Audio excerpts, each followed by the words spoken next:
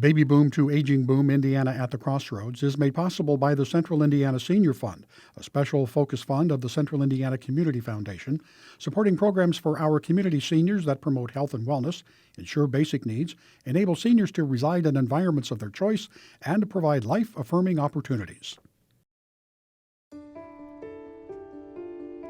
10,000 baby boomers turn 65 every day. The U.S. Census numbers project that will add up to more than 83 million seniors by 2030, nearly double the senior population from just 3 years ago. While many lead healthy and active lives, others experience physical, mental, or financial setbacks. There's estimated to be 5.3 million people in America who have dementia. Mental and physical weaknesses can leave older adults vulnerable to fraud. While many seniors worry about declining bank accounts, others experience a loss at meal times. People aren't going to necessarily come out and say, I don't have enough food. Other seniors may feel powerless once they give up the horsepower of their vehicle. It's also, can I get to the doctor? Can I get to church? Can I get to the grocery store? Planning ahead for declining health issues can give seniors more options. I think the fatal flaw that most families make is they try to make really difficult decisions in the heat of the moment. Families and communities need to prepare. From the baby boom to the aging boom, Indiana is at a crossroads. For a senior, a telephone should be a way to reach out to friends and loved ones, or when emergency strikes, a lifeline. A ringing phone should not strike fear in the heart, yet that's exactly what happens to many older Hoosiers who've become the victims of fraud. I don't trust anyone anymore. I just don't trust anyone. If I don't recognize who's calling, I will not answer that phone. It's just made me leery of everyone. Seniors are definitely targeted. They answer the telephone, they're friendly, and they have money. And that's exactly what a fraudster is looking for. Michelle Mayer of the Attorney General's office travels the state, educating Indiana seniors and their families about the myriad of scams being perpetrated against our oldest citizens. The area where we see the most scams would be imposter scams, where someone is contacting a senior citizen and pretending to be a business, a government agency, their credit union, their bank, their credit card company, Publishers Clearinghouse, the IRS. They can manipulate the caller ID, and they're convincing the individual to trust them and then send them money or share personal information. Mayer says it's impossible to tell how much money Hoosier seniors are losing to fraudsters because the victims are too embarrassed to report what they've done. However, the Federal Trade Commission reports that billions of dollars are lost every year to schemes. Juanita and Mary Jane are just two of those victims. Juanita's husband of over 60 years required a caregiver. He said, I think I made a mistake with Kathy. And I said, why? Well, he said she was telling me how hard they was having it and everything. And he said, I give her a chance to use my credit card. And that's where it started. From then on, life just got worse. Juanita lost over $21,000 and her identity was stolen before she could get help and staunch her losses. Mary Jane was finally forced to break the serious news to her children. And when I told my son how much I had lost, he went out in the kitchen and almost went ballistic.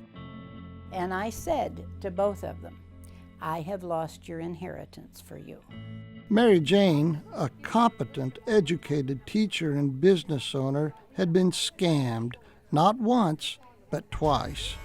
She ultimately lost $250,000 to fraudsters. He had an accent, and he was calling me from Washington, D.C. and telling me that I had won $1.5 million. And all I needed to do was go to Western Union and pay some taxes, as I recall. Anyway, I said to him initially, If this is a scam, I am turning you in. And he said, oh no, I'm a Christian. I wouldn't do anything like that. So the word Christian hooked me. That first scheme cost Mary Jane $20,000. Thinking she was smarter after that, she nonetheless fell prey to yet another fraudster. Someone masquerading as a legitimate law firm in Florida hooked her again with the potential of big winnings. You establish a relationship with these people. I mean, they knew exactly how to inflect and exactly the words to use. And they would re-hook me every single time. While she will never see the bulk of her money returned, Mary Jane is nearly finished wiping out the debt she incurred trying to claim her so-called millions. One of the things that we try to do is protect consumers. So good consumer protection would be going out and reaching individuals before they receive one of these telephone calls so that they know not to send money, not to share personal information, and to just hang up. I'm not answering those phone calls. The thing that can be a problem is when parents and children are not on the same page. It's real important to talk to them about telling authorities and let them be empowered with the idea that they can help others. Meals on Wheels! Vulnerability takes on many faces among older Hoosiers. Bill and Betty are retired professionals. Bill, a high school math teacher, and Betty, a librarian. And Bill can manage their food budget fairly well. What he cannot manage on his own is Betty's progressive memory loss. Beef tips and noodles and green beans. Proper nutrition plays a major role in the health of the aging, but since the recession of 2008, the number of seniors facing food insecurity nationally has doubled, up to 12%. There is more of a likelihood for certain groups to be food insecure. So older adults who have a disability, living with a grandchild. Some of our minority populations, African American or Hispanic populations, tend to be more food insecure. Interestingly, what we refer to as younger old, so more the 60 to 69 group, tend to be more food insecure than the middle old or very old 70 to 80 and 80 plus groups. Bill and Betty receive regular deliveries of specially prepared food from Meals on Wheels. While the couple don't need the deliveries to survive, it's a great weight off Bill as he cares for his wife. It's real good. You get hot meals at noon and a cold meal in the evening, and you don't have to worry about buying and cooking food. Meals on Wheels! Food deliverer Andy continues on her route, taking meals crafted carefully at Eskenazi Hospital to meet the client's specific nutritional needs until one knock goes unanswered. Miss Castanola, are you in there? We're not this gigantic organization. You know, we're very grassroots, so we need these volunteers to actually pick up the meals at these hospitals. They need to take these meals to these clients. They need to check on these clients. There are eyes and ears to make sure that everything's going okay. The role that we play with these clients is crucial to help them maintain their independence in their home and to stay healthy. Thanks. A good ending. Bye-bye. It looks as if the client simply forgot to alert the delivery service that they wouldn't be home. Meals on Wheels works with many partners to provide hundreds of meals every week to clients who face difficulties accessing highly nutritional food on their own.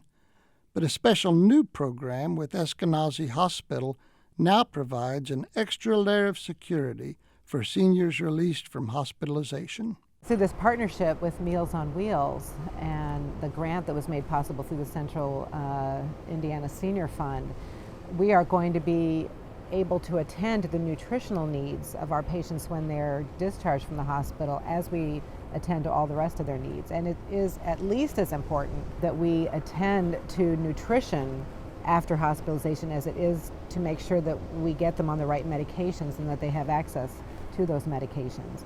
The Sky Farm at Eskenazi Hospital is a manifestation of Harris's passion for educating staff, patients, and families about the importance of good nutrition to good health at any age. It takes center stage with the hospital's senior patients. We spend time in education about the foundational importance of good nutrition, and then we make that good nutrition possible through this grant that provides free meals for 30 days post-discharge. And Meals on Wheels are therapeutic meals. So if someone has heart failure, we make sure that they're getting a low-sodium diet. People aren't going to necessarily come out and say, I'm hungry or I don't have enough food. Many people who are food insecure likely don't even know that they're food insecure. Sometimes it's difficult for us to even identify those who are food insecure because it's not necessarily who we think. More than half of the people who are considered food insecure don't meet the criteria for being poor. So how does food insecurity, or undernutrition, as Dr. Harris of Eskenazi calls it, look in the everyday lives of seniors? With at least 50% of older adults who are hospitalized suffering from malnutrition, understanding the culture of food in a senior's life takes on extra importance. It's not just, I don't have enough money to buy food and that's why I'm hungry or food insecure. Add to these issues the idea that men and women tend to eat differently from one another when they find themselves alone in their older years. Those who make it their work to make sure seniors are getting the nutritional meals often see that men will eat with others or alone, but that women prefer to dine in groups. The agency, called Second Helpings, which rescues unused food from wholesalers, retailers, and restaurants before it can go to waste, works with its partners to fill not only the nutritional gap, but the human gap as well.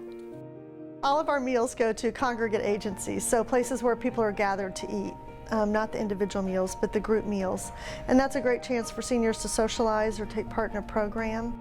Second Helpings prepares healthy, nutrient-dense meals in its own kitchen, meals that are, like those of Meals on Wheels, delivered by volunteers at no cost, but the payoff can be life-saving. The biggest challenge for agencies that I hear is that getting the seniors to the program, inviting somebody just in for a meal doesn't seem to work as well as having people either come in for a program or a speaker or having them volunteer to help serve other families and things. Food is the great connector, and it is the thing that brings people together, and it's a common language that people can speak is food and memories around food and the idea of a mealtime. It really lights our fire when we hear people who've lived next door to each other that didn't know each other but came somewhere for a meal are now carpooling together and riding together and having a relationship outside of just the meal that they have at the agency, that it's really opening worlds for seniors. One morning I got up and my van stopped on German Church Road. That was the day 81-year-old Ira Preslaff decided to quit driving. It was an icy, cold day, and that was the end of my transportation. It happened a few years ago as he headed to his job as a substitute teacher. I got out of my car, and with my cane, I walked to the back of it and pushed it off and rolled down the hill. And then I hitchhiked back home, and I figured if I want to have the things in life that I need right now, I don't need a car. Preslaff has depended on his own car for transportation since he was 17. Now he relies on other drivers or his motorized wheelchair to get to places from his independent living apartment in Indianapolis. In good weather, he often heads to the Monon Trail. The paved path connects him to the nearby Nora shopping area. For some, it's just the cost of owning and operating and maintaining a car. For others, it's the physical ability to drive becomes a challenge for people. And in our community, we are so dependent on individual transportation. We don't have a lot of mass transit options. Orion Bell runs Socoa Aging and In-Home Solutions. The nonprofit agency helps older adults find public transportation and other services to maintain their independence. Bell says more than 25% of Central Indiana seniors don't drive. There are large sections of the county that are not especially walkable. And so the lack of an automobile becomes not just a question of having a car, it's also, can I get to the doctor, can I get to church, can I get to the grocery store, can I maintain those other kind of connections that I have in the community that I sort of take for granted if I can just grab the car keys and go. Sequoia provides trips with its own fleet. This is Cindy. How may I direct your call? Or by subcontracting with other companies. Preslaf qualifies for the agency's paratransit service for those who have trouble using regular public transportation or need wheelchair assistance. Indianapolis yellow cab driver Brian Martin takes Preslaf to places like the grocery store and the VA Center for cancer checkups. These short trips and looking out and seeing everything is like an adventure to me. I laugh at myself because I remember how my mother used to sit and gaze out the window like she was on a grand tour. Well, I'm on a grand tour now. Clients pay for rides with vouchers or taxi discount coupons. Martin makes nearly 30 round trips like these a week. Sometimes they're in a nursing home, they want to go back home for a while and visit with family. I've taken people that are flying out, going to the airport. So instead of just driving around, I'm helping people out during the day. Once a month, Preslaf schedules his major food shopping trip after he receives his Social Security check in the mail. I'm like one of these rag dolls where you got to get those strings in the right place, then I can move. Ooh, they're smaller too. I am going to go find the peanuts. This is not the place for me to be.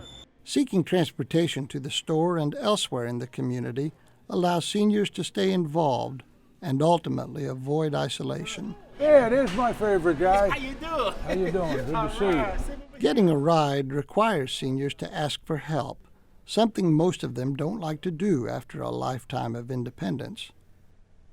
Back at the apartment, Preslaf gets help with the groceries. Is there a certain way you like using the fridge, Ira? Yeah. Well, Brian, I don't know what I do. Thanks, Ira.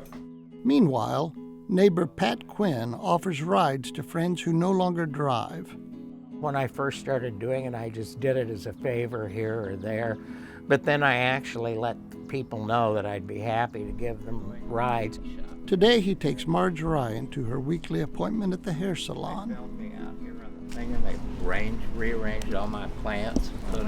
It is meaningful. It gives you a sense of fulfillment. I can do something that they are not able to do any longer in their lives. And I'm never put out. I don't have a busy schedule. It makes me feel good. Access to transportation is crucial for seniors to stay connected. That's why it's best for them to ask lots of questions before they downsize or move to a senior community. If you're anticipating not being able to drive, it's really different if you're looking at a facility that maybe says we offer transportation. There, I'd say be really clear about how long and how often you anticipate that occurring. Sharon Baggett with the University of Indianapolis Center for Aging and Community suggests seniors look for facilities with an established bus schedule and occasional planned outings. These Crestwood Village residents feel lucky about heading to a casino in Shelbyville. The seniors get together, we socialize, we go up and have a lunch, and we just sit there and have a ball. Baggett says 60% of seniors have never taken public transit. Some have not had a need, others are simply unfamiliar with the system. If you all of a sudden tomorrow lost your car, would you know the bus schedule and the bus stop closest to you? I'm asking you. Some communities offer a peer training program to help seniors with public transit. How do you ride? How do you figure out the schedule? You know, how do you know if it's safe? Where's the closest stop to your house? Indianapolis is known for its low cost of living, but the sprawling suburbs, lack of sidewalks, and limited access to neighborhood stores create some barriers to connectivity. However, a number of improvements are underway. There's a project called Plan 2020 that looks at the neighborhoods and neighborhood spaces and really looks at the livability of the community. And part of that livability is accessibility and walkability in those areas. Rezone Indy looked at rezoning and zoning requirements for construction in the community. Such plans provide a roadmap for a more accessible and enjoyable community for all, no matter what age.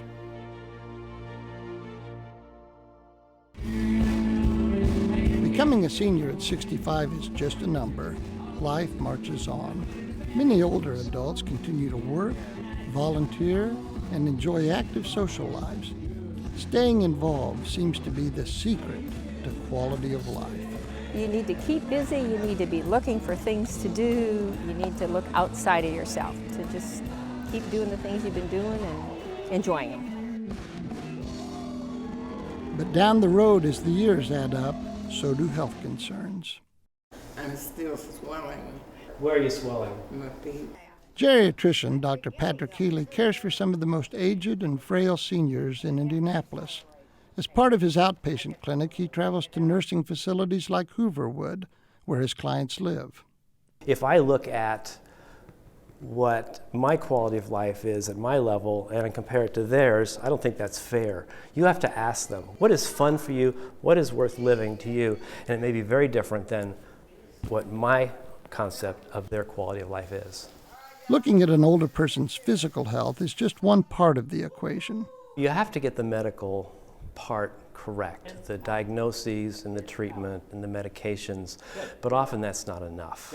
And sometimes you have to broaden your horizon and look at the social circumstances, what's the psychological situation, and then ask questions about how functional these people are. To compile an accurate picture of the whole situation, it takes the assessment of doctors, nurses, family members, and the seniors themselves, like Martha Bear. What's your quality of life? What's your feeling about that? I think it's great. Yeah? Yes. So, I would give it high marks. I'm not sure, though. He finds out what makes it worth waking up each day. What gets me out of bed? Looking forward to another day. At least every day we have plans. And I know that I'm going to play bingo tomorrow, and I enjoy it. Across town, Keith Bentley likes to play his guitar for others. He's a guest at Joy's House, one of more than a dozen adult day services in Indianapolis. The innovative approach gives seniors a place to go during the day while their caregivers head to work or take a respite. The concept allows some seniors to live at home longer. A lot of it is having a place to go, having a reason to get up in the morning, brush your teeth, wash your face, get dressed, come out into the world, and come to a place where people know your challenges and know your limitations, but we also know your name and what you like. Out on the patio, guests who like music take part in a sing-along. Meanwhile, indoors, others help McIntosh name her family's new pets. You gonna help me name my chickens? Maybelline? Oh! All right, I need to write these down. I need you to help me name my chickens. That's what I said. It's weird, I know. Joy's House operates as a nonprofit and non-medical model of an adult day service. Some are for-profit businesses or offer skilled care. Bentley, who has dementia, comes here so his wife Jane can continue her full-time job. Not really prepared for it until the doctor said that she didn't feel that it was safe for him to be at home by himself during the day anymore. It's made a world of difference. Just that I can know that he's in good hands, not just someplace to drop him off where he stays all day. There's estimated to be 5.3 million people in America who have dementia.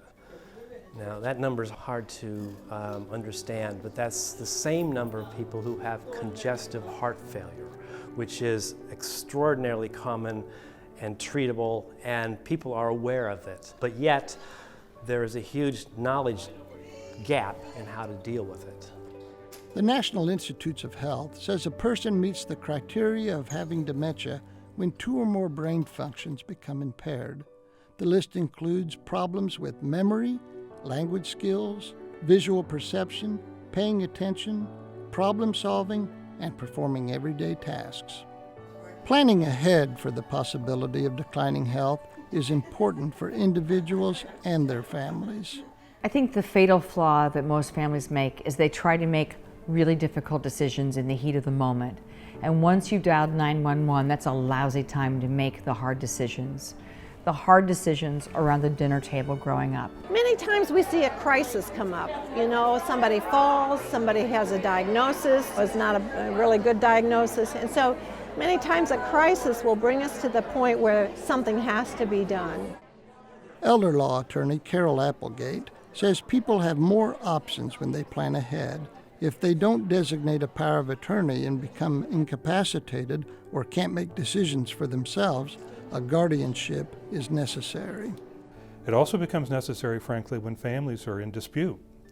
It's not unusual to have families who just disagree over what's to be done with mom. Should she go into a nursing facility? Shouldn't she be cared for at home? Who's going to be managing the financial affairs? Do you trust your brother to do that? Ken Bennett, executive director of the Center for At-Risk Elders, a public interest law firm, says such disagreements often prompt the courts to decide who should become the guardian. We also have a large number of folks who may have family, but they're really not suitable family, that they've been the subject of exploitation or abuse or neglect at the hands of these family members. So the doctors or adult protective services oftentimes are feeling like that these are not suitable ones to be guardian, and so they come to us to step in. Unlike some other states, Indiana does not hire employees to act as public guardians. Instead, it has begun to help fund volunteer programs like the center to provide adult guardianships. That money allows staff and trained volunteers to direct support and health care for those who don't have any other systems in place.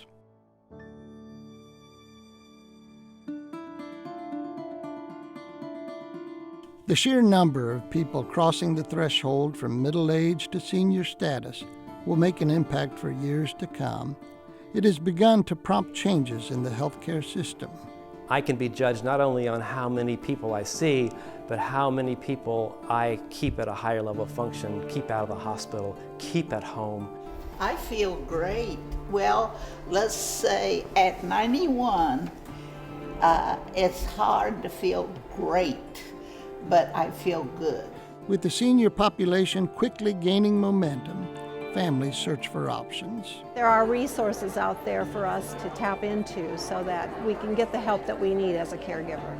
It is possible to grow older and maintain a good quality of life. I'm probably as happy as I've ever been in my life.